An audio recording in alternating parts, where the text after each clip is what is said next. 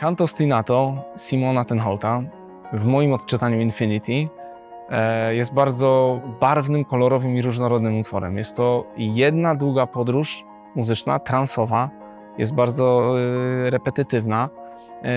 Utwór, można powiedzieć, że z pogranicza muzyki minimalistycznej, ale nie do końca, bo są tam bardzo potężne kulminacje, jest bardzo silny czynnik harmoniczny, więc jakby harmonia i w pewnym momencie pojawiająca się linia melodyczna w dziele troszeczkę jakby burzy definicję muzyki minimal music, ale jest to muzyka w moim odczytaniu też, bo trzeba zaznaczyć od początku, kompozytor Simon Tenholt dał wykonawcom bardzo dużą swobodę. Dosłownie w kilku miejscach i to w kulminacjach zaznaczył, gdzie trzeba zrobić jakiegoś rodzaju crescendo i diminuendo, a cała reszta jest do wyboru wykonawcy. Od artykulacji, tak? Czyli ja gram, czy gram krótko, czy gram legato, czy gram bardzo lirycznie, czy gram sekko, czy zmieniam barwę, czy gram głośno, czy gram cicho. To wszystko zależy od wykonawcy. Więc ja bardzo głęboko wniknąłem w ten utwór i stworzyłem sobie w głowie taką formalną swoją wersję.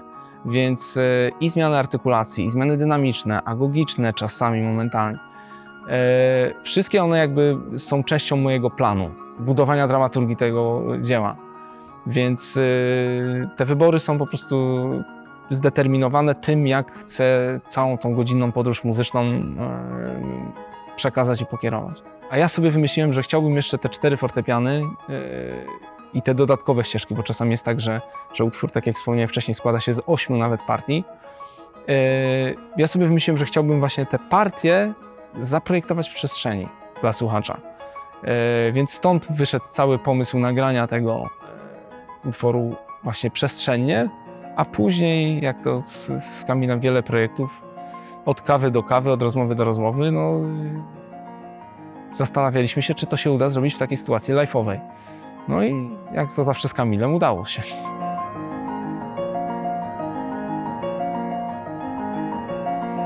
To jest kontroler, dzięki któremu mogę wyzwalać poszczególne ścieżki, bo utwór składa się z miejscami nawet 8 różnych ścieżek, czyli 8 fortepianów, które zostały nagrane przeze mnie wcześniej. Więc pozwala mi pewne rzeczy kontrolować, bo jest to pewnego rodzaju dialog. Jest to taka muzyka kameralna, tylko z nagranymi wcześniej już ścieżkami. Więc ja podczas swojego występu, nie jest to występ z gotową taśmą, tylko jednak bezpośrednio mam kontakt z tymi taśmami, też z nimi dialoguję, czasami się zamieniamy miejscami, czasami to, co gra moja partia fortepianu, przejmuje jakby ta sztuczna inteligencja, tak sobie to powiedzmy. No i jakby muszę mieć tutaj podgląd tych ścieżek, tego, co się dzieje, ich głośności i wszystkich innych rzeczy. Osobnymi rzeczami jeszcze zajmuje się Kamil, tymi bardzo skomplikowanymi. Ale tak, trochę to jest tak, że ja mam te wszystkie ścieżki tutaj pod ręką.